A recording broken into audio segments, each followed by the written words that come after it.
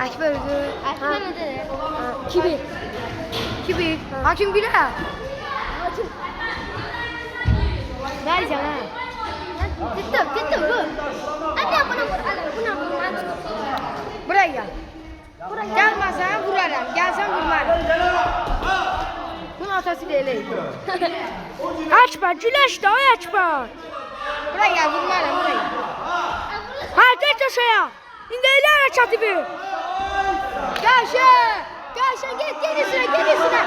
Çakla, gel. Yık Fırat. Ay açma. Güneş yine. Uduz hala vakti kalır. Kim öldü? Hiç kim. Ama Malik boğum çıkarttım ha. Kayıt indi öldürdü. Yavru oldum ha.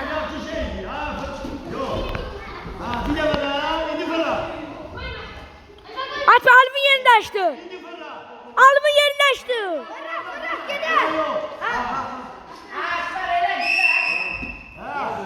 Hakim, bıraksaydın gider. Halime bak. Güzel.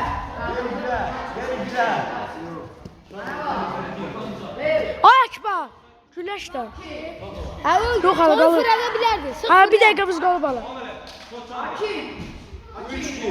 Hakim 30 saniye. Bu da 22 kaldı. Kim öldü Mali? Hakim. Dur. Gel sen. Dön. Çık. Fırat. 5 kişidir. Fırat git. Gir o içine. Aile yok gir.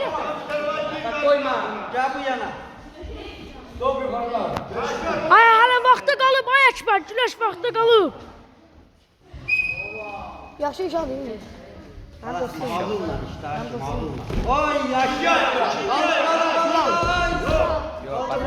Hiç kime hal yoktu. Bakıyordu. Ha bana bak. Onu alıp tutuyorum değil mi? Bunu da sıldım. Keç arkasına. Malades. 4K. Ne 4K lolo? Görmedin ne dedi? Hayır. Dedim 4K. 2 kaldı. 2 kaldı. Hakim olursan Mahmut. Hakim ödürsen verme. Git hakem. Yetti. Yığ kapar. Boş aparma. Bir tane 4K basındı. Yetti. Açma. Bir tane 4K basındı. Kirləşmə baba. Oy!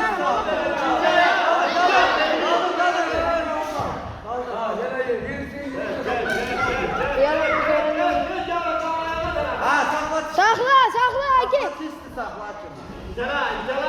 Hakem yukarı hakem. Git hakem. Başına taraf git. Sakla yaptır. Başına taraf ha sakla. Başına. Sakla. Bıraktı. Kimin diyor? Aç ben. Hayır rezil sendin hayır. Gir de bir tane. Niye getirdin seni? Aslan sakla çisti.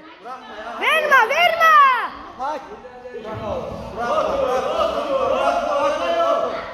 Otur. Verme. Bırakma.